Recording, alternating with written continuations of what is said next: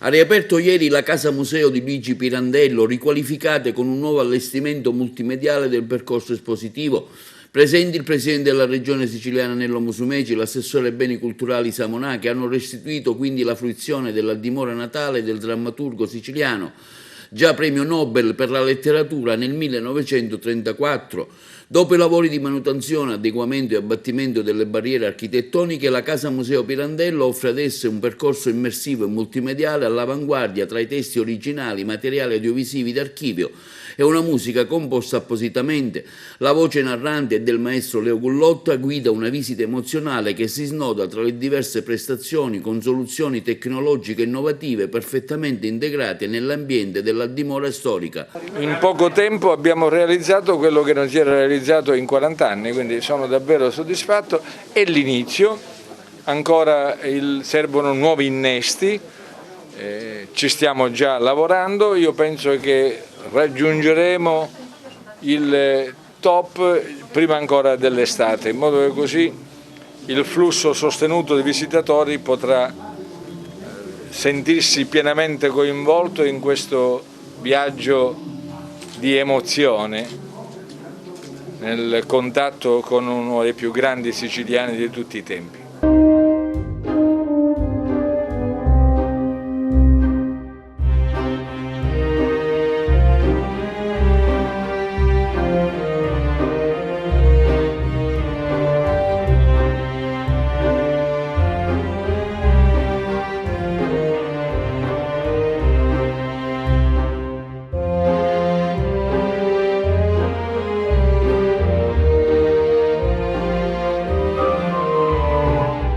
La riqualificazione della casa natale, che è diventata museo, di Luigi Pirandello è soltanto la prima tappa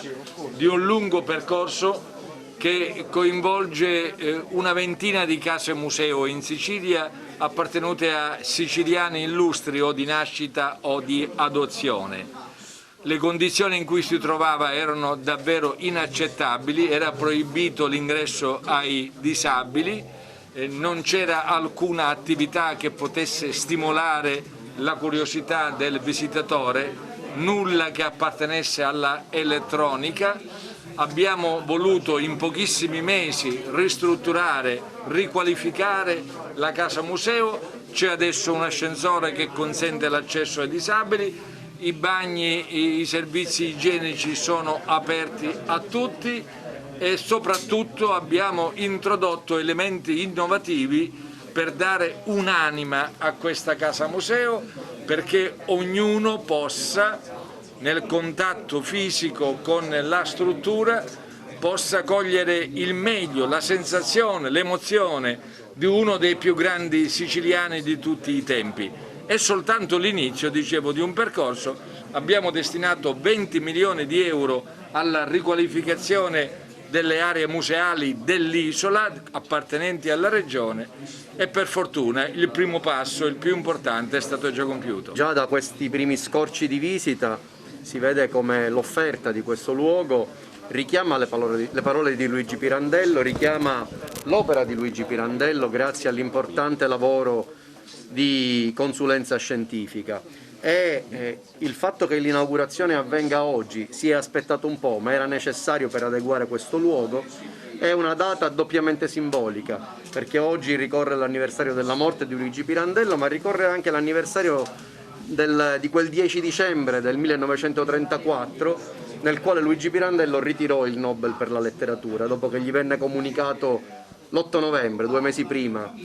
a sorpresa. Ecco, è una doppia festa, una doppia celebrazione che noi vogliamo onorare riaprendo questo luogo alla fruibilità e facendolo nel modo migliore, con un'immagine nuova anche aperta ai tanti ragazzi che vogliamo e auspichiamo siano veramente numerosi in questo luogo, a partire dalle iniziative culturali che saranno organizzate da qui a fine anno e con i primi giorni del 2022. Prima dell'estate ci sarà un altro tassello che metteremo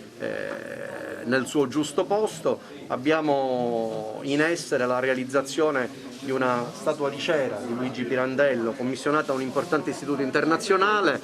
che completerà, in realtà non la completerà, sono previsti altri accorgimenti, l'offerta museale di questo luogo che finalmente si adegua a quelli che sono gli standard europei. È affidata a Coop Culture,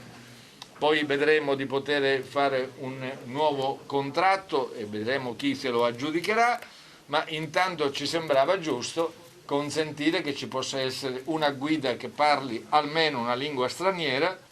Questa casa sarà meta, anche con una buona sostenuta campagna promozionale, sarà meta di migliaia e migliaia di turisti e ognuno ha il diritto anche con la propria lingua di poter avere il diritto di comprendere questo complesso personaggio che è stato Pirandello, l'interprete fedele dell'animo del siciliano, la teoria, il teorizzatore del siciliano volto e del siciliano maschera. Pirandello è stato il cantore dell'individualismo siciliano. Ricordate, diceva, ogni siciliano è un'isola nell'isola. Un personaggio quindi di straordinaria attualità, oltre che perché premio Nobel per la letteratura e grande drammaturgo conosciuto in tutto il mondo.